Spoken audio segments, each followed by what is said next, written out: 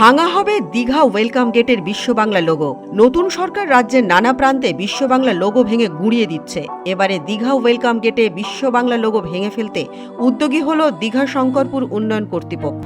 দীঘা ঢোকার মুখে 116B জাতীয় সড়কের উপর বিশাল তোরণ, গেটের উপর 22 মিটার উচ্চতায় রয়েছে একটি বিশ্ব বাংলা লোগো। নতুন সরকার রাজ্যের নানা প্রান্তে বিশ্ব বাংলা লোগো ভেঙে গুঁড়িয়ে দিচ্ছে।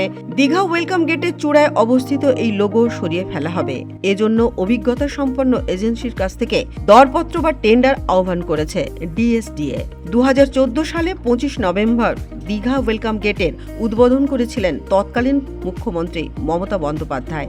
এটি তৈরি করতে সরকারের খরচ হয়েছিল 6,57,00,000 টাকা। দীঘা ওয়েলকাম গেট থাকলেও থাকবে না আর বিশ্ব বাংলা লোগো। এই লোগোর জায়গায় এবার কি বসানো হবে তা এখনো পরিষ্কার নয়। ব্যুরো রিপোর্ট, পূবের কলম ডিজিটাল।